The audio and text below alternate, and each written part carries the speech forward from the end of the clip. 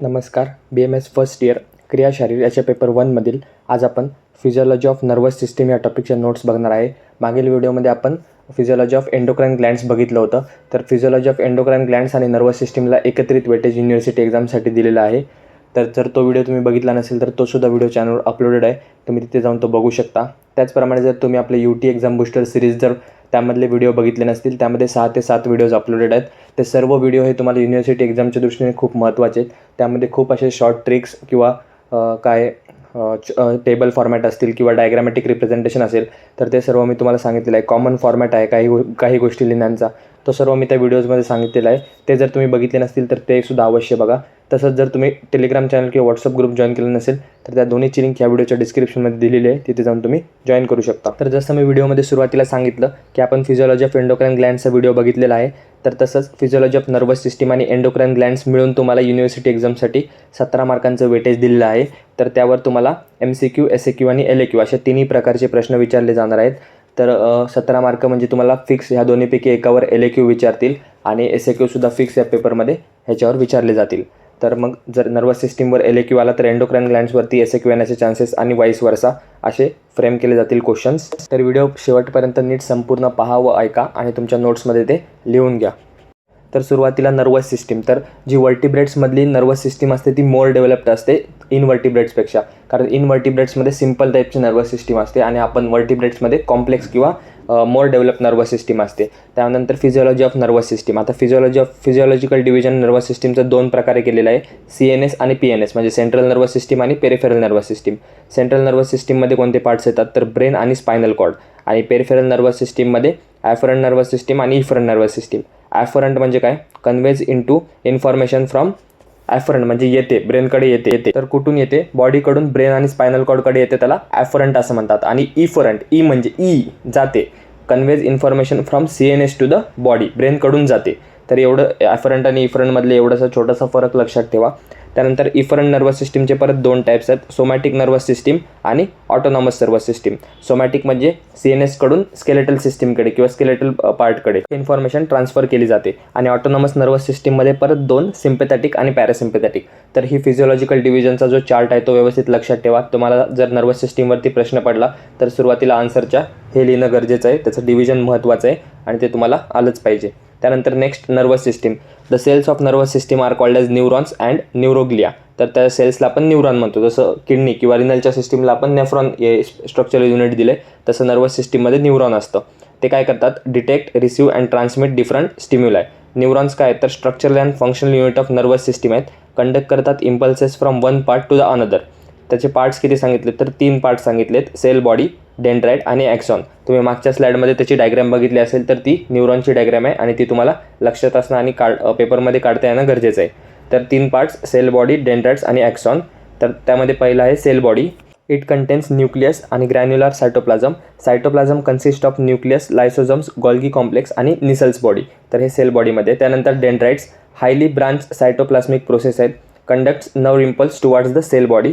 त्यानंतर third part axon. It is a long cytoplasmic process, conducts the nerve impulse from away from the cell body to the neuron. आणखीन एक basic गोष्ट, जसं आपण ॲफरंट आणि efferent बघितलं तसंच अजून एक लक्षात ठेवा की सेन्सरी आणि मोटार.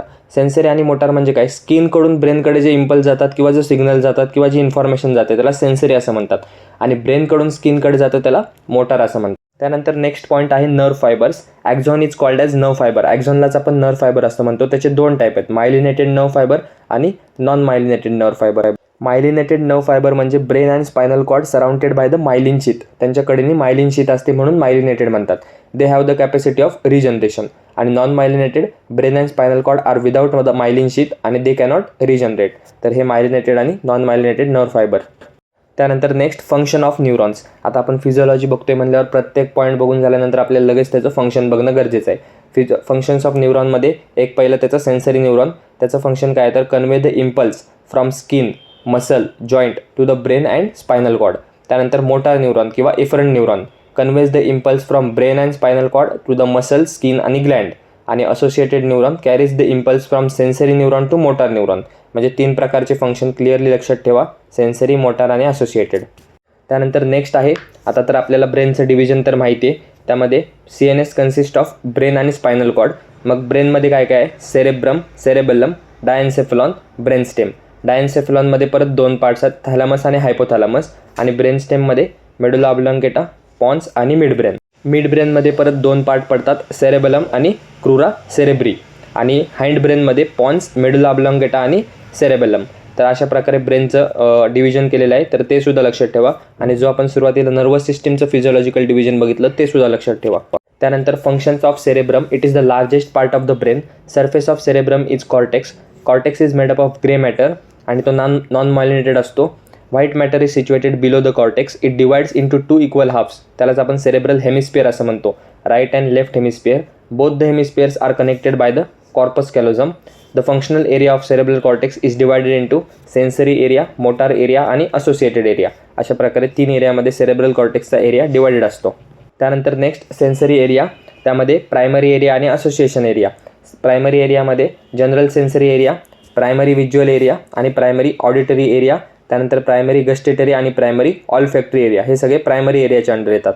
आणि असोसिएशन एरियामध्ये association sensory area, association visual area आणि असोसिएशन ऑडिटरी एरिया. तर हे सेन्सरी एरियाचं क्लासिफिकेशन आहे. त्यानंतर नेक्स्ट फंक्शन्स काय आहेत? आता सेन्सरी एरिया तर बघितले कोणते कोणते आहेत, त्याचे फंक्शन्स काय आहेत? तर general sensory area receive the sensation of touch, pain, pressure of the body. Primary gustatory area receive the sensation of taste. Primary auditory area function rhythm of sound. Primary visual area receive the sensory impulse from the eye. Primary olfactory area receive the sensation of smell. आणि gnostic area or the Wernicke's area receive the information from the thalamus. तर हे sensory area होते आणि त्यांचं function होतं. Next आहे motor area. जसे sensory area बघितले तसे मोटर एरियामध्ये primary motor area, pre motor area, frontal eye field area आणि ब्रोकाज एरिया. तर हे 4 मोटर एरिया आहेत. तर मोटर एरियाचे हे फंक्शन्स आहेत. Primary motor area it controls the muscle of opposite side of the body and controls the muscle of hand. Premotor area coordinates the muscle activity. Frontal eye field area controls the voluntary scanning movement of the I.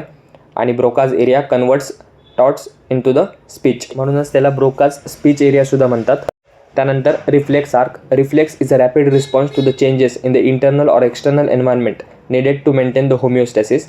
Reflex arc, it is the neural pathway over which impulses travel during a reflex. त्यानंतर components in a typical reflex. कोणत्याही रिफ्लेक्समध्ये कोणते components असतात? तर पहिला sensory receptor जो respond करतो स्टिम्युलसला. Dendritic endings of the sensory neuron located within the skin, tendon, joint that responds to the specific stimuli, त्याला आपण सेन्सरी रिसेप्टार म्हणतो.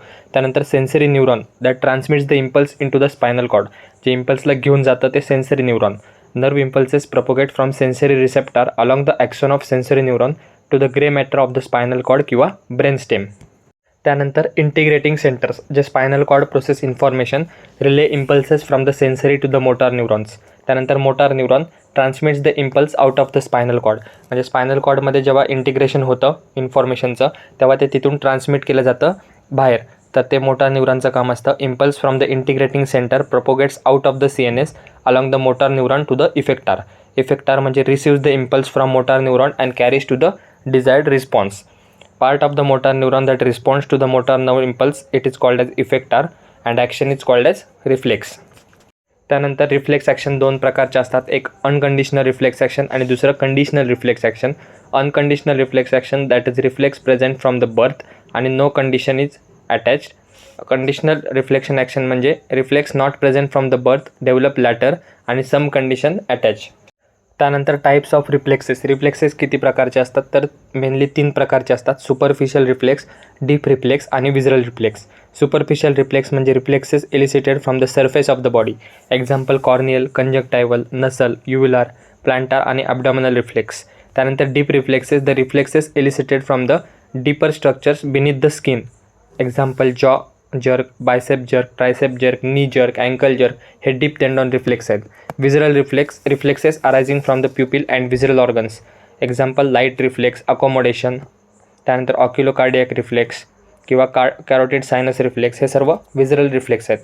त्याचं इम्पॉर्टन्स काय आहे तर to diagnose whether the upper motor neuron or lower motor neurons are damage. रिफ्लेक्सेसच्या एक्झामिनेशनवरून आपल्याला UMN upper motor neuron lesion किंवा लोअर मोटर न्यूरॉन लिजन कळू शकतं.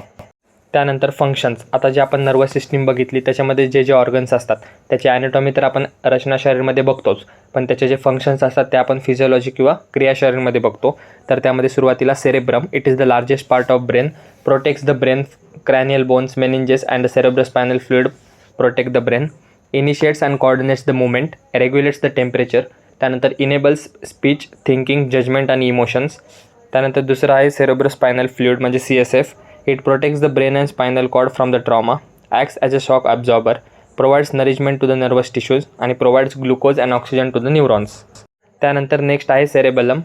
It maintains the equilibrium of the body, maintains the muscle tone, coordinates subconscious movements of the skeletal muscles, controls the tone and posture, coordinate voluntary muscles, control the same side of body. Medulla oblongata. Dorsal surface receives sensory nerve fibers from the fasciculus gracilis and fasciculus cuneatus. Cardiac center controls the heart rate. Medullary rhythmic area adjusts the basic rhythm of the breathing. Vasomotor center regulates the diameter of the blood vessels आणि reflex centres स्वॉलोविंग, omitting आणि coughing ह्यामध्ये help करतात. त्यानंतर next आहे Pond's. न्यूमोटॅक्सिक आणि apneustic area असतो पॉन्समध्ये, control करतात मुवमेंट ऑफ द ब्रीदिंग. त्यानंतर pons plus medullary rhythm centre control करतात रेस्पिरेशन. त्यानंतर spinal cord. Epidural space is the site for epidural anaesthesia. Ascending track conducts the sensory impulse to the brain from various parts of the body. Descending track conducts motor impulses from brain to the various parts of body. Coordination of the movements of axial skeleton हे spinal कॉर्डचं function आहे. त्यानंतर spinal segment gives rise to 31 pair of spinal nerves.